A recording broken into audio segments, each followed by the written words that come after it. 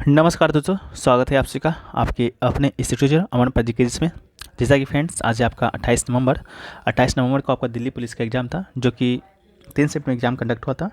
तीनों शिफ्टों में जो आपके 150 प्रश्न पूछे गए थे, उनमें से कुछ प्रश्न हमने आपको फर्स्ट शिफ्ट के वीडियो में दिखाया था। अभी के कुछ प्रश्नों को हम लोग जो भी जितने भी प्रश्न बच गए थे सेकेंड शिफ्ट और थर्ड शिफ्ट के प्रश्नों को अभी हम लोग देखने का प्रयास करेंगे, जितने भी प्रश्न मिल पाए, तथा उससे संबंधित एक्स्ट्रा फैक्ट्स को भी देखेंगे, जहाँ से आपके एग्जाम में प्रश्न जो कि पूछे जा रहे हैं। तो चलिए वीडियो को स्टार्ट करते हैं।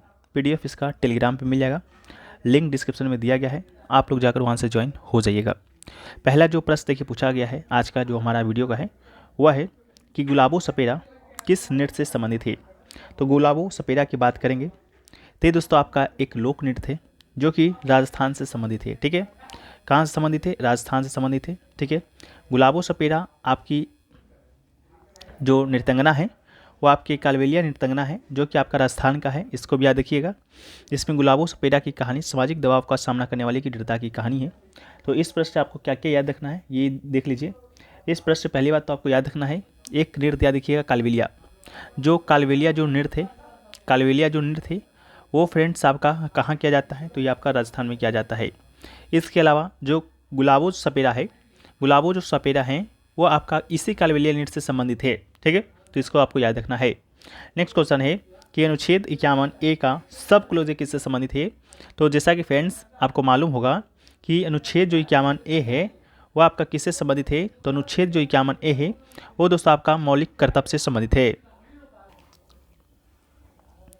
तो जो मौलिक कर्तव्य आपका अनुच्छेद 51A में सम्मिलित है, उसमें दोस्तों टोटल आपका 11 मौलिक कर्तव्यों का वर्णन अभी वर्तमान में किया गया है। वर्तमान में जहाँ से आपका ए से शुरू होता है और के तक आपका जाता है। ठीक है, तो उसी में से आपका अनुच्छेद 51A वाला पूछा गया था, जो भी जिसमें लिखा गया है आपका कि आपका क्या लिखा गया है। तो आपका लिखा गया है संविधान का पालन करना है तथा राष्ट्रगान का सम्मान करना है। इसी सभी बात का जो जिक्र है आपका अनुच्छेद 51 सब क्लोज ए में किया गया है। इसके अलावा भाग की बात करेंगे तो जो आपका मौलिक कर्तव्य है, भाग किससे संबंधित है? तो भाग 4A से संबंधित है, यानी कि 4A इसका राइट आंसर होगा। इसके अलावा 21 देश के संविधान से लिया गया है। तो ये लिया गया है आपका सोवियत संघ के संविधान से, यानी कि उस समय आपका सोवियत संघ था, अब आपका रूस हो गया है। इसके अलावा मौलिक कर्तव्य की बात करेंगे, कौन से संविधान संशोधन के माध्यम से भारतीय संविधान में जोड़ा गया था। तो आपका इसके लिए 42वां संविधान संशोधन हुआ था आपका 1976 में। ठीक है, उसी के माध्यम से मौलिक कर्तव्य जोड़ा गया था। लेकिन याद रखिएगा कि 1976 में जब आपका मौलिक कर्तव्य आपका जोड़ा गया, तो उस समय मात्र आपका 10 ही मौलिक कर्तव्य जो कि जोड़ा गया था। अभी वर्तमान में 11 मौलिक कर्तव्य है। तो जो आपका सबसे लास्ट वाला मौलिक कर्तव्य, जिसे कि हम लोग 51A के सब क्लोज के नाम जानते हैं, जिसमें कहा गया है कि 6 से 14 वर्ष के आयु के बच्चे को मतलब शिक्षा देना आपका माता पिता का कर्तव्य होगा, वो मौलिक कर्तव्य आपका जोड़ा गया था आपका 2002 में आपका 86वां संविधान संशोधन हुआ था, उसी के माध्यम से। नेक्स्ट प्रश्न पूछा गया है कि सिक्कों पर समुद्रगुप्त को कौन सा वाद्य यंत्र बजाते दिखाया गया है। तो समुद्रगुप्त की बात करेंगे तो समुद्रगुप्त, जिसे कि आप लोग को मालूम होगा, इसे भारत का नेपोलियन के नाम से जाना जाता है। भारत का नेपोलियन के नाम से समुद्रगुप्त को जाना जाता है। एक सिक्का मिला है प्राचीन भारत का, जिसमें आपका समुद्रगुप्त को वीणा वाद्य यंत्र बजाते हैं, जो कि चित्रित किया गया है। तो इसका राइट आंसर क्या होगा? वीणा हो जाएगा। ठीक है, इसके अलावा याद रखिएगा उस सिक्का का जो मिला है उससे ज्ञात होता है कि 335 ईस्वी में ये समुद्रगुप्त ने आपका शासन है जो कि ग्रहण किया है, और वो संभवतः सिक्के जारी करने वाला पहला गुप्त राजा था। प्रारंभ में गुप्त सिक्के कुषाणों का अनुसरण करते थे, लेकिन बहुत जल्द सिक्कों के नए प्रकार उपयोग में लाए गए थे। ठीक है, नेक्स्ट क्वेश्चन पूछा गया कि कबड्डी में कितना समय के बाद ब्रेक मिलता है। तो देखिए कबड्डी की बात करेंगे तो कबड्डी आपका 40 मिनट का तो खेल है। 40 मिनट में आपका 20-20 मिनट का 2 खेल होता है। तो 20 मिनट के बाद आपका एक ब्रेक मिलता है, जिसमें आपका कितना मिनट का ब्रेक होता है? 5 मिनट का ब्रेक होता है। ठीक है, तो 20 मिनट के बाद आपका ब्रेक मिलता है, एक ब्रेक मिलता है 5 मिनट का, वही आपसे पूछा गया था। कबड्डी में बात करेंगे कितने ये आपके टीम में होते हैं खिलाड़ी, तो 7 खिलाड़ी होते हैं। नेक्स्ट क्वेश्चन है पूछा गया कि निम्नलिखित में से कौन सा नृत्यांगना भरतनाट्यम और ओडिसी शास्त्रीय नृत्य से संबंधित है। तो भरतनाट्यम की बात करेंगे तो ये दोस्तों आपका तमिलनाडु का शास्त्रीय नृत्य है, और ओडिसी तो जैसा कि आपको नाम से ही लग रहा होगा कि आपका उड़ीसा का शास्त्रीय नृत्य है। तो इन दोनों शास्त्रीय नृत्य से संबंधित आपके एक नर्तंगना का नाम पूछा गया था, जो कि आपका सोनल मानसिंह आपका नाम था। तो इसका राइट आंसर आपका सोनल मानसिंह हो जाएंगे। सोनल मानसिंह भरतनाट्यम और ओडिसी में विशेषज्ञता रखने वाली एक प्रमुख भारतीय शास्त्रीय नृतंगना है। शास्त्रीय नृत्य को बढ़ावा देने में उनके योगदान के लिए उन्हें कई राष्ट्रीय और अंतर्राष्ट्रीय संगठनों में प्रशंसा भी मिली है। इसके अलावा 1992 में इन्हें पद्म भूषण का अवार्ड दिया गया था, जो कि पाने वाली सबसे कम उम्र की प्राप्तकर्ता हैं। इसके अलावा 2003 में इन्हें पद्म विभूषण भी अवार्ड दिया गया था, जो कि सम्मानित होने वाली पहली भारतीय महिला नर्तकी भी बनी थी। ठीक है, इसके अलावा कुछ और इम्पोर्टेंट आपके ये प्रमुख व्यक्ति हैं, उसको भी हम लोग देख लें। तो भांगड़ा से याद रखिएगा, ऐसे तो पूछा नहीं गया है, बस याद रखिए कि भांगड़ा जो लोक नृत्य है आपका पंजाब का है। गरबा शायद आज पूछा गया था। ठीक है, गरबा आपसे आज पूछा गया था, तो गरबा आपका गुजरात का लोक नृत्य है। कथकली आपका केरल का है। इससे संबंधित प्रमुख कलाकार की बात करेंगे तो कलामंडलम गोपी, सतनम कृष्ण कुट्टी, इसके अलावा कोटा कल्ला शिवरामन, इन सभी का संबंध आपका कथकली से है।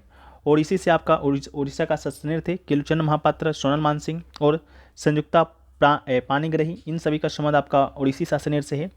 भरतनाट्यम जो कि तमिलनाडु का शास्त्रीय नृत्य है, इनसे संबंधित आपका यामिनी कृष्णमूर्ति हैं, मल्लिका साराभाई जी हैं और अलर मिलवल्ली जी हैं।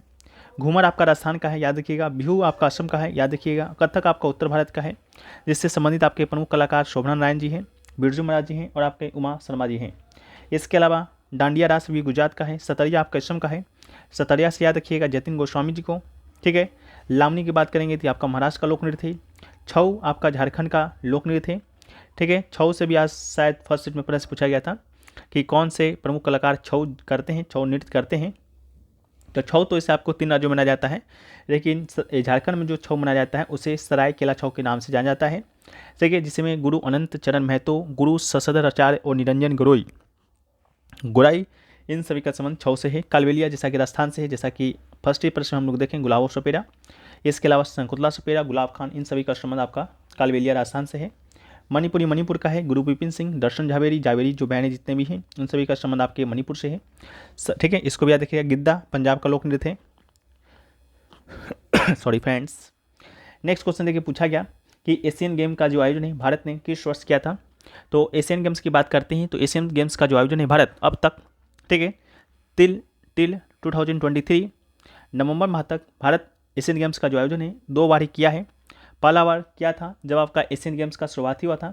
तो एशियन गेम्स का जो शुरुआत है आपका सन 1951 में हुआ था, पहला संस्करण, और उसी का नेतृत्व आपका किसने किया था, तो भारत ने किया था। इसके बाद साल 1982 में भारत दूसरी बार आपका एशियन गेम्स का मेजबानी जो कि किया है, तो इसको भी याद रखिएगा, भारत ने 2 बार अब तक किया है। अगला है अंगूर की खेती सबसे ज़्यादा किस राज्य में होती है। तो अंगूर की खेती की जब हम लोग बात करते हैं तो इसका जो राइट आंसर है वो फ्रेंड्स आपका क्या होना है, तो इसका राइट आंसर आपका होना है महाराष्ट्र। ठीक है, इसका राइट आंसर होगा महाराष्ट्र। आपका नेशनल हॉर्टिकल्चर जो बोर्ड है 21-22 का रिपोर्ट उन्होंने प्रस्तुत किया था, उसके मुताबिक भारत में सबसे ज़्यादा जो अंगूर का प्रोडक्शन है आपका महाराष्ट्र और तेलंगाना में होता है। तो महाराष्ट्र आपका ऑप्शन में दिया गया था, इसका राइट आंसर है। ठीक है, वहाँ पर कितना, तो 2446.29 लाख टन अंगूर है जो कि उगाया जाता है हर साल। नेक्स्ट आपका है बड़े गुलाम अली खान किस घराने से संबंधित है। तो बड़े गुलाम अली खान की बात करते हैं तो आपसे इनका घराना पूछा गया, तो राइट आंसर आपका इनका कसूर घराना इसका राइट आंसर हो जाएगा। ठीक है, बड़े गुलाम अली खान का संबंध आपका किससे है, तो आपके कसूर घराना से है, तो इसका राइट आंसर होगा। नेक्स्ट आपका है वो पूछा गया कबड्डी में जो कैंट होता है, कैंट का अर्थ क्या होता है। तो कैंट खोने का अर्थ है कबड्डी शब्द के निरंतर और स्पष्ट ध्वनि वाले मंत्र को रोकना। ठीक है, तो आपके अनुसार जो भी ऑप्शन दिया गया होगा उसके अकॉर्डिंग आप लोग सही कर लीजिएगा। नेक्स्ट आपका है कि अनुच्छेद 19 है जो कि आपका किससे संबंधित है। तो अनुच्छेद 19 जैसा कि आप लोग को मालूम होगा ये किससे संबंधित है, तो स्वतंत्रता का अधिकार प्रदान करता है। इसके अंतर्गत आपको 6 अधिकार दिए जाते हैं। आपका व्यक्ति की स्वतंत्रता, सभा करने की स्वतंत्रता, व्यापार करने की स्वतंत्रता, इस प्रकार करके और भी स्वतंत्रता हैं जो कि आपका अनुच्छेद 19 के अंतर्गत आपको दिए जाते हैं। अनुच्छेद 19 से जो 21 तक का अनुच्छेद है वो आपका एक मौलिक अधिकार है जो कि आपका स्वतंत्रता का अधिकार है जो कि एक मौलिक अधिकार है। वर्तमान में 6 मौलिक अधिकार हैं, याद रखिएगा। अगला है कि निम्नलिखित में से कौन कालका विंध्याधीन घराने से संबंधित है। तो कालका विंध्य घराना से संबंधित जो आपके प्रमुख कलाकार हैं पंडित बिरजू महाराज जी हैं, तो इसका राइट आंसर आपका पंडित बिरजू महाराज हो जाएंगे। इनको 1986 में पद्म विभूषण अवार्ड दिया गया था, इसको भी आपको याद रखना है। नेक्स्ट आपका है वह है डुरंड कप पहली बार किस वर्ष खेला गया था। डुरंड कप की जब हम लोग बात करते हैं तो जो डूरंड कप है पहली बार आपका 1888 में शिमला में आयोजित किया गया था। याद रखिएगा, डूरंड कप फुटबॉल टूर्नामेंट है जिसे आमतौर पर डूरंड कप के नाम से जाना जाता है और ये एक वार्षिक घरेलू फुटबॉल प्रतियोगिता है जो कि पहली बार सन 1888 में शिमला में खेला गया था। नेक्स्ट आपका है कि ज्वालामुखी से निकलने वाली चट्टान को क्या कहते हैं। तो ज्वालामुखी से निकलने वाली चट्टान को कहा जाता है आग्नेय चट्टान। तो इसका राइट आंसर क्या होगा, आग्नेय चट्टान इसका आपका राइट आंसर हो जाएगा। ठीक है, आग्नेय चट्टान को वही वेदी चट्टान के नाम से भी जाना जाता है। जब आपका चट्टान से जो मैग्मा बाहर निकलता है, मतलब ज्वालामुखी से जो आपका मैग्मा बाहर निकलता है और पृथ्वी की सतह के ऊपर जम जाता है और ठंडा हो जाता है, वो वही चट्टान है जो कि आपका ज्वालामुखी फटने या रिसने वाली दरारों से बनता है। अगला है दिल्ली सल्तनत में 1296 से लेकर 1320 तक का शासन किसका था। तो देखिए, दिल्ली सल्तनत की बात करेंगे तो दिल्ली सल्तनत पर कुल 5 राजवंशों ने शासन किया था। ये बात आप लोग को मालूम होना चाहिए। 5 राजवंशों में सबसे पहले जो पहला राजवंश था वो आपका था गुलाम वंश। गुलाम वंश या ममलूक वंश के नाम से जानते हैं हम लोग। तो गुलाम वंश का जो स्थापना है वो आपका हुआ था 1206 में। 1206 से 1210 तक का जो शासनकाल था वो आपका कुतुबुद्दीन ऐबक का था, जिसने गुलाम वंश का स्थापना किया था। ठीक है, इसके बाद आपसे पूछा गया 1296 पूछा गया था। ठीक है, तो आपका 1206 से लेकर, ठीक है याद रखिएगा, 1206 से लेकर आपका 1296 तक आपका जो शासन था वो था आपका गुलाम वंश का। इसके अलावा जो 1296 में आपका जो शासन स्थापित किया गुलाम वंश को हटाकर वो आपका किया खिलजी वंश ने। ठीक है, तो 1296 से 1320 तक का जो शासन था पहली बात तो किस वंश का था, खिलजी का था। लेकिन आपसे शासक का नाम पूछा गया तो इसका राइट आंसर आपका जलाउद्दीन खिलजी होगा। जलाउद्दीन खिलजी ने गुलाम वंश के अंतिम जो सुल्तान थे उसकी हत्या कर खिलजियों को दिल्ली का सुल्तान बनाया। खिलजी वंश ने 1290 से लेकर 1320 तक का राज किया था। ठीक है, जलाउद्दीन खिलजी के बाद 1320 में आपका फिर अलाउद्दीन खिलजी है जो कि आपका शासन बनता है। ठीक है, इसको भी याद रखना है। नेक्स्ट आपका है वो पूछा गया कि आँख के रेटिना पर इमेज कैसा बनता है आँख के। तो मानव नेत्र है जो कि आँख है उसके रेटिना पर बनने वाले जो प्रतिबिंब होता है आपका वास्तविक तथा उल्टा होता है। तो इसका राइट आंसर क्या होगा, वास्तविक तथा उल्टा। नेक्स्ट आपका है मेगास्थनीज किसके दरबार में आया था। मेगास्थनीज की जब हम लोग बात करते हैं तो मेगास्थनीज एक दूत था, राजदूत था। ठीक है, जो कि आपका चंद्रगुप्त मौर्य के दरबार में आया था। चंद्रगुप्त मौर्य आप लोग को मालूम होगा मौर्य वंश, मौर्य समाज का यह आपका क्या था, पहला राजा था, यानी कि मौर्य समाज का स्थापना ही कौन किया था, तो आपका चंद्रगुप्त मौर्य ने किया था। ठीक है, चंद्रगुप्त मौर्य की बात करेंगे तो किस वंश को हराकर इसने मौर्य वंश का स्थापना किया, तो आपका नंद वंश। नंद वंश का जो अंतिम राजा था आपका धनानंद। ठीक है, नंद वंश का अंतिम राजा था धनानंद, उसी को हराकर चंद्रगुप्त मौर्य ने मौर्य समाज का स्थापना किया था। इसी चंद्रगुप्त मौर्य जो कि आपका था मौर्य समाज में जो आपका अशोक हुआ। ठीक है, अशोक जो हुआ जिसे कि महान अशोक, सम्राट अशोक के नाम जानते हैं, यही मौर्य समाज का शासक था। ठीक है, इसके अलावा मेगास्थनीज की बात करते हैं तो मेगास्थनीज आपका एक यूनानी राजदूत था। ठीक है, इसको याद रखिएगा। इसने एक पुस्तक की रचना की थी जिसे कि इंडिका कहा जाता है। तो इंडिका नामक पुस्तक की रचना भी किसने किया, तो मेगास्थनीज ने किया। अगला है माई डेटलेस डायरी पुस्तक के लेखक कौन है। तो जो माई डेटलेस डायरी है उस पुस्तक के जो लेखक हैं आपके R.K. नारायण हैं। तो इसका राइट आंसर आपका R.K. नारायण होगा। अगला है सबसे पुराना न्यूक्लियर पावर प्लांट कौन सा है। ठीक है, तो भारत का पूछा गया था तो राइट आंसर आपका तारापुर होगा। तारापुर जो न्यूक्लियर प्लांट है वो आपका भारत का सबसे पुराना न्यूक्लियर प्लांट है। नेक्स्ट आपका है जीएसटी काउंसिल का मुख्यालय कहाँ है। तो जीएसटी परिषद या काउंसिल की बात करेंगे तो इसका मुख्यालय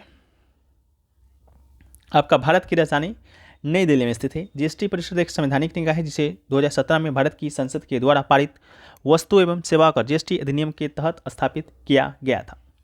नेक्स्ट क्वेश्चन है विजयनगर साम्राज्य में राजा को क्या कहा जाता। तो विजयनगर साम्राज्य में राजा को नरपति कहा जाता था। तो इसका राइट आंसर आपका क्या होगा, नरपति होगा। नरपति या लोगों की स्वामी की संज्ञा दी गई है। अगला आपका दिया गया क्वेश्चन है कि ऐतिहासिक स्मारक के लिए किस वायसराय ने अधिनियमित यानी कि एक्ट बनाया था। तो इसका राइट आंसर क्या हो सकता है, आप लोग बताइएगा। देखिए, प्राचीन स्मारक संरक्षण अधिनियम 1904 में पारित किया गया था। 1904 में आपका जो वायसराय था वो आपका था लॉर्ड मिंटो। ठीक है, लॉर्ड मिंटो आपका वायसराय था। तो लॉर्ड मिंटो ने ही आपका ये एक्ट है जो कि पारित किया होगा। नेक्स्ट आपका है वो पूछा गया है कि देवदहानी नृत्य असम में किसकी पूजा की जाती है? तो ये दोस्तों आपका सांपों का पूजा यहाँ पर किया जाता है, तो इसका राइट आंसर सांप होगा। उसी प्रकार से एक क्वेश्चन पूछा गया, 1990 के वैश्वीकरण के बाद कितने प्रतिशत लोग कृषि को है जो कि कंटिन्यू रखा था? ठीक है, तो इसका भी आंसर अभी तक मिल नहीं पाया है। इसके अलावा बात करेंगे आपका कि डेंजरस अर्थक्वेक वेव कौन सा है? तो एल तरंग में कंपन की गति जो होती है सर्वाधिक होती है, अतः इसे सबसे अधिक विनाश होता है, तो एल तरंग इसका राइट आंसर हो सकता है। ठीक है, इसके अलावा नेक्स्ट क्वेश्चन पूछा गया कि पाल, गुर्जर और प्रतिहार के बीच त्रिपक्षीय युद्ध कहाँ हुआ था? तो पाल, गुर्जर, प्रतिहार के बीच जो आपका त्रिपक्षीय जो युद्ध हुआ वो दोस्तों कहाँ पर हुआ था? तो ये आपका कन्नौज में हुआ था। ठीक है, कन्नौज इसका आपका राइट आंसर होगा, याद रखिएगा कन्नौज इसका राइट आंसर होगा। अगला है शिवालिक किसका भाग है? शिवालिक की बात करते हैं तो शिवालिक जो पहाड़ी है वो दोस्तों आपका हिमालय का ही भाग है, तो इसका राइट आंसर आपका हिमालय होगा। हिमालय का भी कौन सा भाग? तो दक्षिणी भाग। ठीक है, हिमालय का भी कौन सा भाग? तो दक्षिणी भाग है, इसको भी याद रखना है। अगला है निम्नलिखित में से कौन से दलहन की फसल है? आपसे पूछा गया दलहनी फसल, तो चना और अरहर आपका ऑप्शन में दिया गया जो कि राइट आंसर होगा। इसके अलावा मूंग, उड़द, लोबिया, मटर ये भी आपका क्या है? तो दलहनी फसल ही है।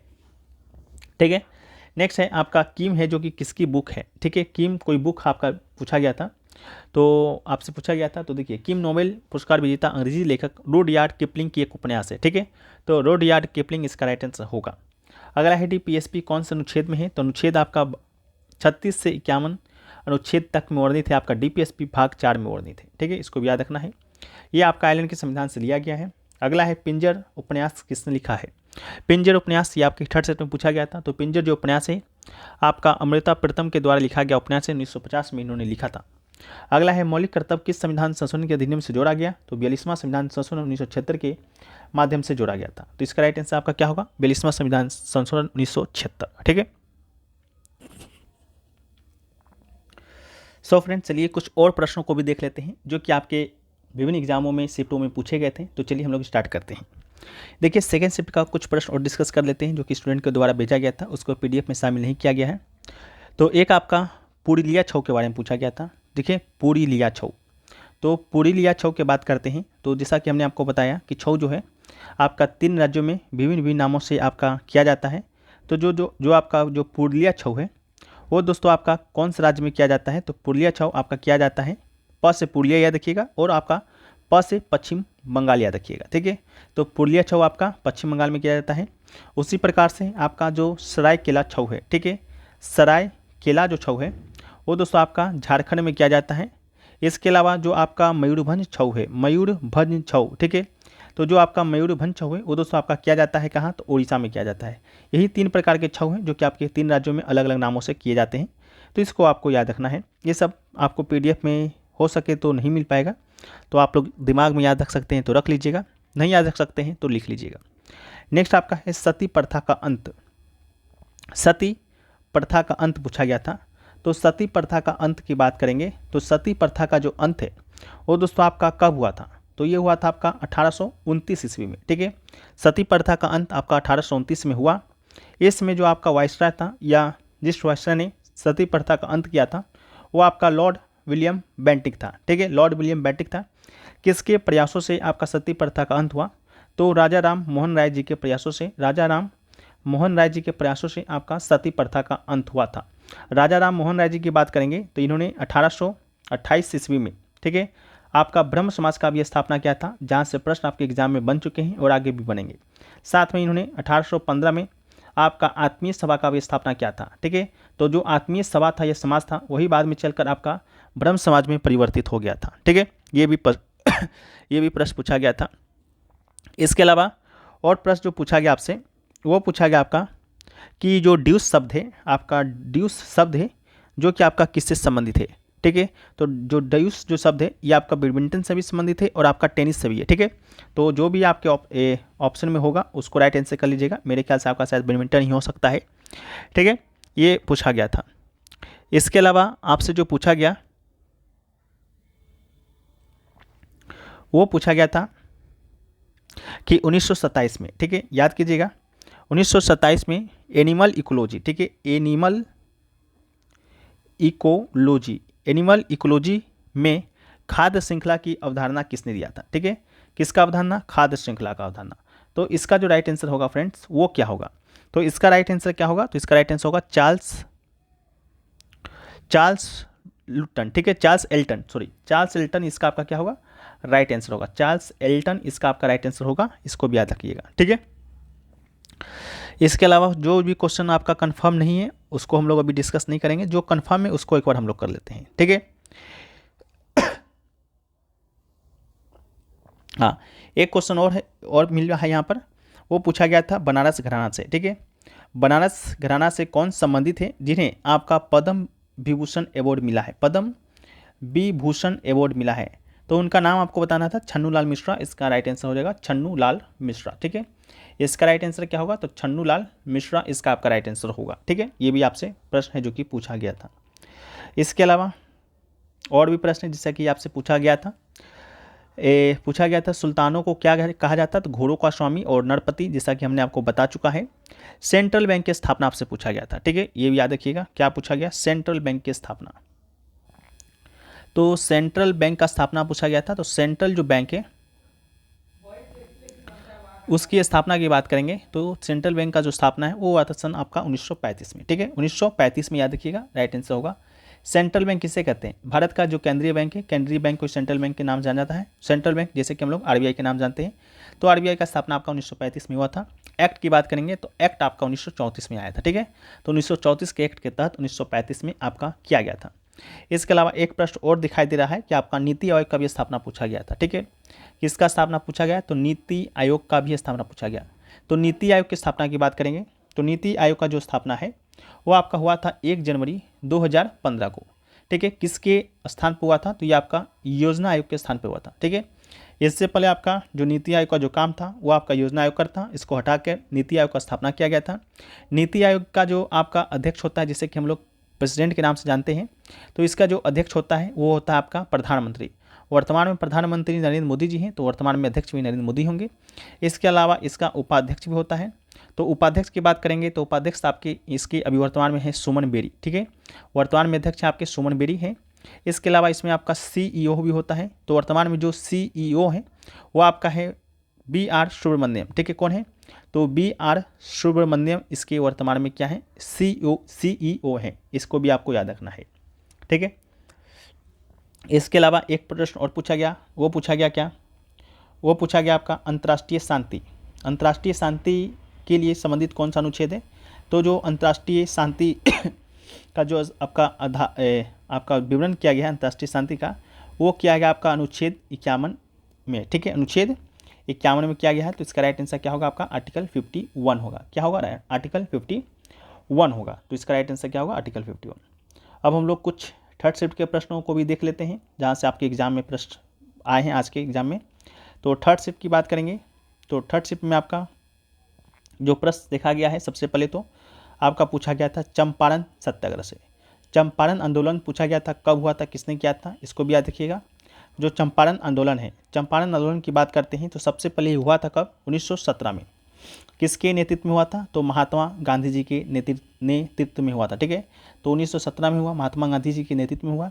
चंपारण जो है वो आपका कहाँ पर पड़ता है? बिहार के पश्चिमी चंपारण में पड़ता है, ठीक है, बिहार में पड़ता है, याद रखिएगा। पश्चिमी चंपारण उतना आपको याद रखने की जरूरत नहीं है, इसको भी याद रखना है, ठीक है। इसके अलावा जो नेक्स्ट प्रश्न पूछा गया फ्रेंड्स, वो पूछा गया कि किस शासक ने, ठीक है, पूछा गया कि किस शासक ने नर्मदा तट पर, ठीक है, किस शासक ने नर्मदा नदी के तट पर हर्षवर्धन को हराया, ठीक है, नर्मदा नदी के तट पर हर्षवर्धन को हराया, ठीक है। तो इसका राइट आंसर क्या होगा? इसका राइट आंसर आपका हो जाएगा पुलकेशिन द्वितीय, ठीक है। इसका राइट आंसर हो जाएगा आपका पुलकेशिन द्वितीय ने, ठीक है। किसने हराया था? पुलकेशिन द्वितीय ने हराया था, पुलकेशिन सेकंड, ठीक है। इसके बाद आपका आया कि चाणक्य ने शिक्षा प्राप्त की थी कहाँ से, ठीक है। चाणक्य ने शिक्षा कहाँ से प्राप्त की थी? तो चाणक्य ने कहाँ से शिक्षा प्राप्त की? आपका तक्षशिला से, ठीक है, तक्षशिला से शिक्षा प्राप्त की। तो इसका राइट आंसर आपका क्या होगा? तक्षशिला होगा। इसके अलावा जो प्रश्न आपसे पूछा गया वो पूछा गया रोलिंग प्लान, ठीक है। आपका जो रोलिंग प्लान है किस पंचवर्षीय योजना के बाद आया था, ठीक है। तो रोलिंग जो प्लान है वो आपका 5th पंचवर्षीय योजना के पश्चात आया था। तो इसका राइट आंसर 5th पंचवर्षीय योजना आपका इसका राइट आंसर होगा, ठीक है, रोलिंग प्लान। इसके अलावा पूछा गया कि जब यहाँ आवश्यकता से अधिक लोग कार्य कर रहे हों उसे कौन सा बेरोजगारी कहते हैं। ठीक है, बताइएगा कि जहाँ आवश्यकता से अधिक लोग, ठीक है, जहाँ पर आवश्यकता नहीं है फिर भी आवश्यकता से अधिक लोग वहाँ पर कार्य कर रहे हैं, उस बेरोजगारी को क्या कहा जाता है? तो उस बेरोजगारी को आपका कहा जाता है प्रच्छन्न बेरोजगारी। ठीक है, कौन सा बेरोजगारी? तो आपका प्रच्छन्न बेरोजगारी कहा जाता है। तो इसका राइट आंसर क्या होगा? प्रच्छन्न बेरोजगारी होगा। ठीक है, इसके अलावा भी और प्रश्न पूछा गया, जैसा कि और प्रश्न क्या पूछा गया था उसको भी एक बार हम लोग देखते हैं। तो पूछा गया थियोसॉफिकल सोसाइटी की शुरुआत किसने किया था। ठीक है, भारत में आपका पूछा गया था कि थियोसॉफिकल, ठीक है, भारत में थियोसॉफिकल सोसाइटी की स्थापना किसने किया था? तो भारत में थियोसॉफिकल सोसाइटी का स्थापना किसने किया था? एनी बेसेंट ने किया था। किसने किया था? एनी बेसेंट ने किया था। तो इसका राइट आंसर क्या होगा आपका? एनी बेसेंट होगा। भारत में थियोसॉफिकल सोसाइटी की स्थापना आपका एनी बेसेंट जी ने किया था। ठीक है, इसको भी याद रखिएगा। अगला क्वेश्चन पूछा गया धुआंधर जलप्रपात कहाँ पर है? धुआंधर जलप्रपात, ठीक है, तो धुआंधर जलप्रपात है वो फ्रेंड्स, धुआंधर जलप्रपात के बारे में पूछा गया था। तो ये है आपका नर्मदा नदी पर। ठीक है, कहाँ पर है? नर्मदा नदी पर है, यही आपसे पूछा गया था। और कहाँ पर पड़ता है? एमपी में। ठीक है, एमपी के जबलपुर में। ठीक है, एमपी के जबलपुर में। एक प्रश्न पूछा गया पीएम जनधन योजना का शुरुआत कब हुआ था? ठीक है, तो जो पीएम जन धन योजना है, पीएम जन धन योजना है, तो पीएम जन धन योजना का शुरुआत आपका 2014 में होता है 28 अगस्त से। ठीक है, 28 अगस्त 2014 को होता है, लेकिन इसका जो घोषणा है आपका 15 अगस्त 2014 को ही किया जाता है, प्रधानमंत्री जी करते हैं। ठीक है, इसके अलावा पूछा गया पंडित शिव कुमार शर्मा। ठीक है, पंडित शिव कुमार जो शर्मा हैं आपका कौन सा वाद्य यंत्र बजाते हैं? तो पंडित शिव कुमार शर्मा आपके संतूर वाद्य यंत्र बजाते हैं। तो इसका राइट आंसर क्या होगा आपका? संतूर होगा। ठीक है, पंडित संतूर बजाते हैं। एक क्वेश्चन पूछा गया मौलिक कर्तव्य से बता दिए हैं। इसके अलावा आरटीआई के तहत पूछा गया था कितने से कितने साल के बच्चे को मुफ्त शिक्षा दिया जाता है। ठीक है, आरटीई राइट टू एजुकेशन के तहत, तो आपको पहले बताएं 6 से 14 वर्ष के बच्चों को आपका मुफ्त शिक्षा है जो कि दिया जाता है। इसके अलावा पूछा गया सतरिया नृत्य कहाँ का है? सतरिया नृत्य की बात करेंगे तो जो सतरिया जो नृत्य है वो दोस्तों आपका असम का है। तो इसका राइट आंसर क्या होगा? असम का हो जाएगा। ठीक है, जैसा कि हमने आपको बताया भी है। इसके अलावा पूछा गया राष्ट्रमंडल खेल 2023 की मेजबानी, राष्ट्रमंडल खेल 2023 की बात करेंगे, राष्ट्रमंडल खेल 2023 की बात करेंगे तो राष्ट्रमंडल खेल तो आपका 2022 में हुआ था, बर्मिंघम इंग्लैंड में हुआ था। ठीक है, तो इसको हम लोग छोड़ते हैं, बाकी आप लोग बताइएगा। ठीक है, इसके अलावा पूछा गया विदर का किला किस राज्य में पड़ता है? ठीक है, आपसे पूछा गया विदर का किला, तो विदर का जो किला है वो दोस्तों आपका कर्नाटक में पड़ता है। तो इसका राइट आंसर क्या होगा आपका? कर्नाटक होगा। ठीक है, इसके अलावा और सभी प्रश्न पूछे गए थे जो कि क्लियर नहीं है, बाकी जैसे ही क्लियर होंगे आप लोग को पीडीएफ के माध्यम से उपलब्ध कराया जाएगा। बाकी आप लोग को ये वीडियो कैसा लगा कमेंट सेक्शन में बताने का प्रयास कीजिएगा। वीडियो पसंद आए वीडियो को लाइक कर दीजिएगा, चैनल पे नहीं होंगे चैनल को सब्सक्राइब कीजिएगा। मिलते हैं हम लोग नेक्स्ट वीडियो में, जब तक के लिए जय हिंद, जय भारत, वंदे मातरम।